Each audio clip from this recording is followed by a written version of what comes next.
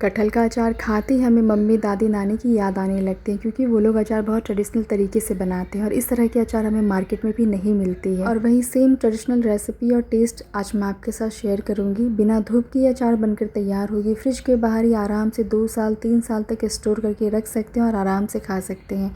और एक बार आप रेसिपी देखेंगे, बनाने का तरीका भी बहुत ईजी है। तो मैंने यहाँ 500 ग्राम कटहल ली है।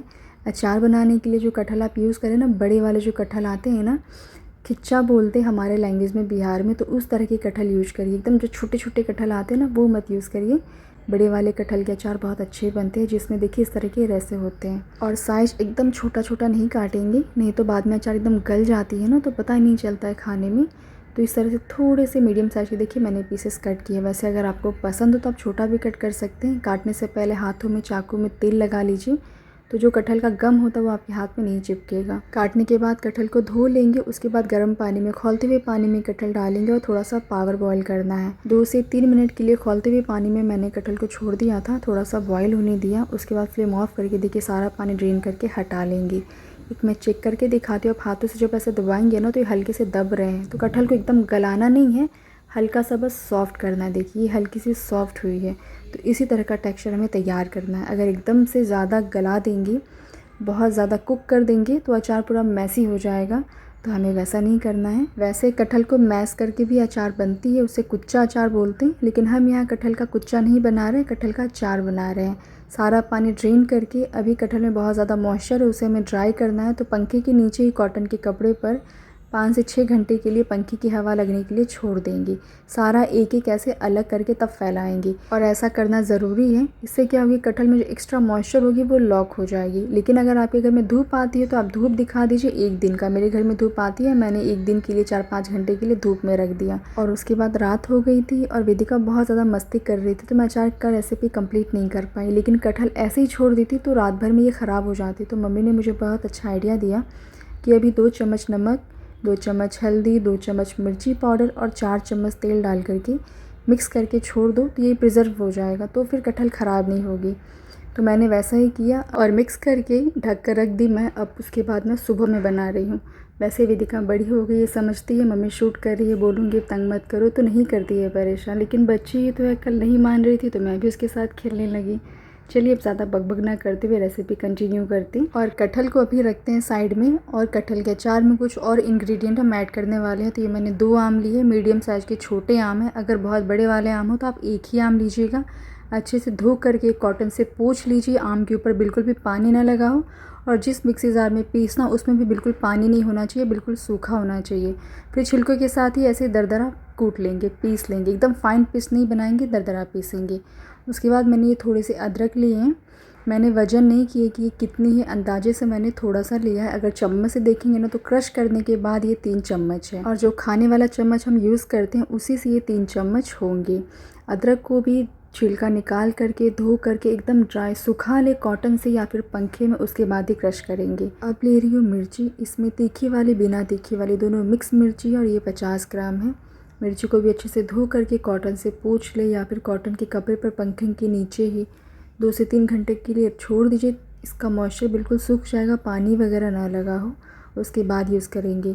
आप चाहें तो क्रश करके भी डाल सकते हैं, या नहीं तो इस तरह जैसे मैंने टुकड़े टुकड़े में काट करके डाली हो, तो आप ऐसे भी ऐड कर सकते हैं। सारी चीज़ों को ड्राई करके, सुखा करके फिर ऐड करना होता है। अगर बाहर का पानी अगर अचार में रह गया तो अचार ख़राब हो जाएंगे, लंबे समय तक नहीं चलेंगे। एक बार अचार को रफली मिक्स कर लेंगे। उसके बाद कुछ मसाले ऐड कर रहे हैं। 1 चम्मच अजवाइन और 1 चम्मच मंगरेला, और जो चम्मच मैंने यूज़ किया उसका साइज़ देखिए।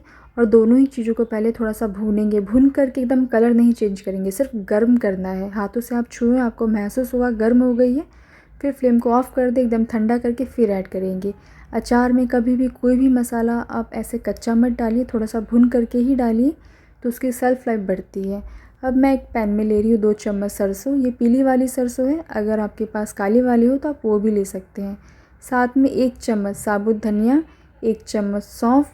सौंफ कटहल के अचार में ज़रूर ऐड करें, इससे इसका फ्लेवर बहुत ज़्यादा अच्छा लगता है, टेस्टी लगता है। साथ में 1 चम्मच जीरा और आधा चम्मच साबुत मेथी। मेथी की क्वांटिटी कम रखेंगे, नहीं तो कड़वी हो जाती है। उसके बाद मैंने फ्लेम को ऑन किया है। अब थोड़ा सा भूनेंगे, कलर नहीं चेंज करेंगे, हल्का सा रोस्ट करना है। यहाँ पे सारे मसाले हल्के गर्म हो गए, उस मसाले भून करके 2 मिनट हो गए, ये गर्म हो गई है। फिर मैंने 5 साबुत मिर्ची ऐड की है, ये तीखी वाली मिर्ची है। मिर्ची के साथ वापस से थोड़ा सा ड्राई रोस्ट करेंगे। हल्की सी खुशबू आने लगती है जब भून जाती है, तो एकदम गर्म हो गए मसाले मिर्ची सब कुछ। तो फ्लेम को ऑफ़ कर देंगे। फिर ठंडा होने के बाद दरदरा पीस लेंगे। और इस तरह के मसाले एकदम लो फ्लेम पर ही भूनिए, हाई फ्लेम पर जल्दी ही जलने लगते हैं। और एकदम फाइन पेस्ट नहीं बनाएंगे, बहुत हल्का सा दरदरा रखेंगे। सारा मसाला अचार के अकॉर्डिंग ही है, तो मैंने सब मसाले ऐड कर दिए हैं। साथ में और 2 चम्मच नमक ऐड कर रही हूँ, और 2 चम्मच नमक मैंने पहले भी ऐड किए थे। साथ में 2 चम्मच कश्मीरी लाल मिर्ची पाउडर, इससे कलर आएगा, तीखा नहीं होगा। तीखे के लिए मैंने 1 चम्मच तीखी वाली मिर्ची पाउडर ली है, और आधा चम्मच हींग, और 2 चम्मच कश्मीरी लाल मिर्ची पाउडर मैंने पहले भी ऐड की थी। मुझे अचार में ब्राइट कलर पसंद है, इसीलिए मैंने मिर्ची पाउडर ज़्यादा ली है। आपको कम पसंद हो तो कम ऐड कर सकते हैं, चाहे तो स्किप भी कर सकते हैं। अब मैंने ली ये सरसों का तेल, ये 1 कप से थोड़ा सा कम ही है। गर्म कर लेंगे, और एकदम धुआंधार गर्म नहीं करेंगे, थोड़ा ही गर्म करेंगे। उसके बाद ठंडा करके अचार में मिक्स करेंगे। कटहल के अचार में बहुत ज़्यादा तेल नहीं डालते हैं, बस उतना ही तेल यूज़ करना है जिसमें अचार अच्छी तरीके से मिक्स हो जाए।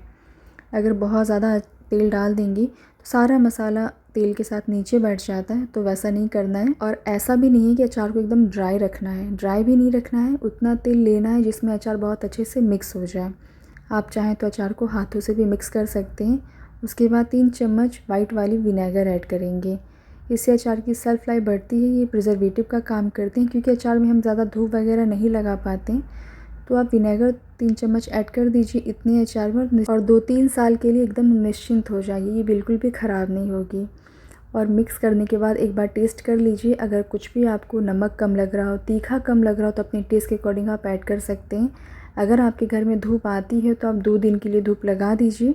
मेरे घर में धूप आती है, इसीलिए मैंने धूप लगा दी है। नहीं आती है तो कोई बात नहीं है, अचार फिर भी ख़राब नहीं होंगे। एकदम 100% फुल प्रूफ रेसिपी है, और एकदम परफेक्ट मसालों के साथ ट्रेडिशनल अचार बनकर तैयार होंगी। और एक बात, मैंने कटहल के अचार में आम, मिर्ची और अदरक, ये तीनों चीज़ें जो डाली है, ये डालना ऑप्शनल है। आप चाहें तो सिर्फ प्लेन कटहल का अचार बना सकते हैं, मतलब कि सिर्फ कटहल से, और सारा प्रोसेस सेम ही रहेगा। और अभी अचार एकदम फ्रेश है, आप इंस्टेंट भी खा सकते हैं। लेकिन कटहल को हमने सिर्फ पावर बॉईल किया है, तो आपको खाने में हल्की हार्ड लगेगी। लेकिन जैसे ही 15 दिन हो जाएंगे, 15 दिन के अंदर अंदर कटहल एकदम सॉफ्ट हो जाती है, और फिर और भी ज़्यादा टेस्ट इन्हेंस होता है, खाने में बहुत टेस्टी लगते हैं। लेकिन मुझसे तो इतना वेट ही नहीं हुआ, जैसे ही अचार बनकर कंप्लीट हुआ, मैं तुरंत रोटी के साथ, राइस के साथ खाना शुरू कर दी। अचार को अच्छे साफ़ सुथरे ड्राई एयर टाइट कंटेनर में स्टोर करके रखिए। पानी वाले हाथों से, पानी वाले चम्मच से ना छुएं। फ्रिज के बाहर ही आराम से 2 साल 3 साल तक चलेंगे, बिल्कुल ख़राब नहीं होंगे। अगर आपको रेसिपीज़ पसंद आई हो तो ट्राई करके देखिए। बाय।